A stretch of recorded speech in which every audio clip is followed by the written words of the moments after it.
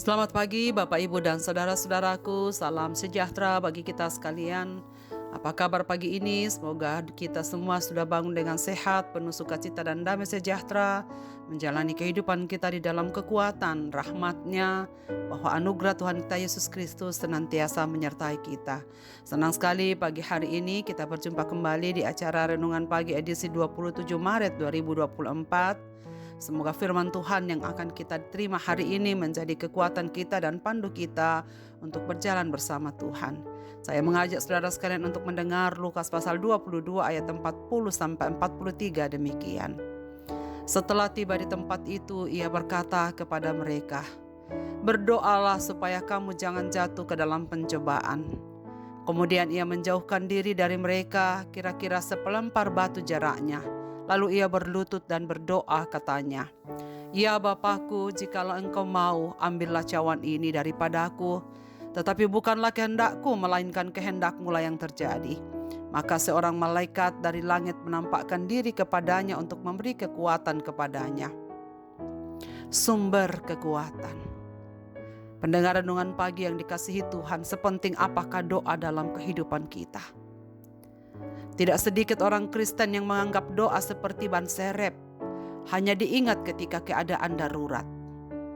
Namun Tuhan Yesus memberikan kita teladan bahwa doa adalah hal yang sangat penting dan memegang peranan dalam kehidupan rohani manusia. Saat lemah, saat tak berdaya, saat beban hidup menindih, satu-satunya yang dapat memberikan kekuatan adalah doa. Bila kita mencermati pelayanan Kristus, maka kita akan menemukan bahwa Yesus adalah seorang pendoa. Berulang kali Lukas menuliskan bagaimana Kristus berdoa dalam momen-momen spesial dalam pelayanannya. Ketika ia dibaptis dalam pasal 3 ayat 21. Ketika ia memilih ke-12 muridnya dalam pasal 6 ayat 12. Ketika ia dimuliakan di atas bukit dalam pasal 9 ayat 29 dan sebagainya. Tidak hanya itu, Kristus menjadikan doa sebagai sebuah gaya hidup. Dia selalu berusaha mencari waktu untuk mengundurkan diri dari para muridnya, dari keramaian, hanya supaya ia mendapatkan waktu teduh untuk berdoa bersama dengan Bapaknya. Di antara doa-doa yang tersebar di kitab Injil, doa Kristus di Taman Getsemani bisa dianggap sebagai doa yang paling spesial dalam Injil ini. Mengapa demikian? Karena doa ini dilakukan Kristus menjelang puncak pelayanannya di dunia untuk menebus dosa manusia. Di titik inilah Kristus yang digambarkan Lukas sebagai anak manusia mengalami pergumulan hebat. Mengapa Yesus harus berdoa? Bukankah Dia ilahi? Bukankah Ia dapat melakukan segala perkara? Ya, Dia memang ilahi dan dapat melakukan segalanya. Kecuali Ia tak akan mungkin melakukan sesuatu yang bertentangan dengan kehendak Allah. Lalu mengapakah Ia berdoa? Sebab Ia sedang mendemonstrasikan sifat manusia sejatinya. Ia berdoa karena Ia tahu penderitaan yang akan terjadi amat berat. Dan tak ada manusia yang sanggup melewatinya jika tak ada kekuatan Tuhan di sana. Di sini Yesus sedang menunjukkan bahwa Ia sungguh-sungguh manusia dan untuk taat pada kehendaknya bukanlah perkara mudah. Penderitaan yang akan dihadapi amat sangat dahsyat. Walau belum terjadi, tapi dalam keilahiannya Ia sudah tahu beratnya penderitaan itu. Itulah sebabnya Ia berdoa dan meminta para muridnya untuk berdoa sebab pencobaan yang akan mereka hadapi amat sangat berat. Di Taman Getsemani Ia sendiri memohon dalam kegentaran yang dahsyat. Sampai-sampai cucuran keringatnya menetes seperti tetesan darah. Ia memohon agar Bapa mengambil cawan yang melukiskan kesengsaraan yang berasal dari Allah, dicurahkan murka Allah kepada manusia yang berdosa.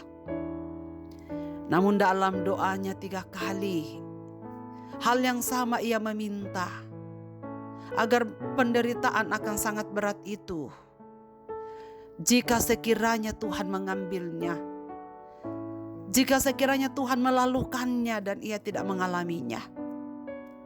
Tapi jangan kehendakku yang jadi, demikianlah doanya. Jangan kehendakku yang jadi, melainkan apa yang Bapa kehendaki. Walau berat, tapi kekuatan dan pertolongan Roh Kudus akan dialaminya. Menariknya saudara sekalian, setelah ia berdoa, ia bersemangat dan berkata, marilah kita pergi. Dia yang akan menyerahkan aku sudah dekat. Artinya ada semangat yang baru, ada kekuatan yang baru yang ia terima setelah berdoa. Berbeda saat baru melangkah menuju Taman Getsemani, ia lunglai seperti mau mati rasanya. Ia gemetar dan ketakutan. Tetapi setelah ia berdoa, ia mendapat kekuatan baru untuk siap menghadapi apapun yang terjadi. Saudara-saudaraku, jika Yesus telah memberikan kita teladan hidup, bahwa satu-satunya kekuatan rohani yang kita miliki adalah kedekatan pribadi dan keakraban kita dengan Allah menghadapi tantangan hidup. Mengapa kita tak seringkali menyepelekan doa dalam hidup kita, bahkan melupakannya? Hidup ini adalah serangkaian pergumulan, tantangan, pencobaan yang harus kita hadapi. Di manakah letak kekuatan kita?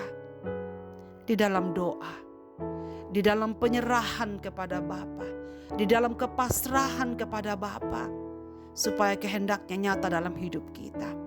Walaupun kita harus menghadapi situasi berat, tetapi jika Tuhan bersama kita, kita akan sanggup melewati semua persoalan-persoalan yang berat itu. Hidup kita sebagai anak-anak Allah, taat padanya bukanlah perkara mudah, butuh konsekuensi. Kita memang terbatas, kita memang lemah dan rapuh. Kita hanya bisa menjalani persembahan hidup kita jika kita memiliki kekuatan rohani. Maka marilah kita awali setiap hari kita dengan doa. Marilah kita datang kepada Tuhan dalam penyerahan yang total, bergantung sepenuhnya kepadanya. Biarlah kehendaknya yang jadi. Kadang-kadang apa yang kita tidak sukai justru itu yang terjadi. Karena Tuhan ingin bekerja mendatangkan kebaikan di dalam kehidupan kita. Maka di manakah letak kekuatan kita? Sekali lagi doa. Doa sejatinya adalah sebuah gaya hidup. Bukan dilakukan hanya ketika ada situasi sulit. Tetapi doa yang selalu kita lakukan, membiasakan berdoa. Maka ketika kesulitan itu datang, kita sudah terbiasa melakukannya. Dan di sanalah letak kekuatan baru yang kita perlukan untuk menjalani kehidupan yang sesukar apapun juga. Marilah kita berdoa. Bapa di sorga, Bapa di dalam nama Tuhan Yesus, terima kasih banyak untuk firman-Mu pada pagi ini. Terima kasih ya Yesus Kristus untuk teladan yang Engkau sudah berikan. Dalam situasi sulit, yang penuh dengan kegentaran, yang penuh dengan ketakutan dan ketidakpastian. Ingatkanlah kami tentang prinsip firman-Mu ini. Doa adalah sumber kekuatan kami. Kiranya Tuhan memimpin kami supaya kami mendisiplinkan diri kami dengan doa. Saat dimana kami hening di hadapan Bapa. Saat dimana kami bersekutu dengan Engkau. Agar kami dapat mengerti segala kehendak-Mu yang akan kami lakukan di dalam kehidupan ini. Hamba-Mu berdoa segenap pendengar renungan pagi ini dimanapun mereka berada. Saat kami sedang memperingati penderitaan Kristus. Bahkan sebentar lagi kami akan memperingati hari kematian-Mu di atas kayu salib. Tuhan yang memberikan kami kekuatan untuk sungguh-sungguh mengingat kembali penderitaan Kristus yang dengan rela Ia terima supaya kami memperoleh keselamatan. Hamba-Mu berdoa kepada segenap pendengar renungan pagi ini dimanapun mereka berada. Biarlah kami semua dikuatkan dan diteguhkan kembali oleh firman-Mu pada hari ini. Ke dalam tangan kasih-Mu Tuhan, hamba-Mu berdoa. Setiap pergumulan yang dihadapi oleh umat-umat-Mu, biarlah kami semua boleh bersama-sama menikmati kekuatan baru dari Tuhan. Dengarlah doa kami pada pagi ini Bapa.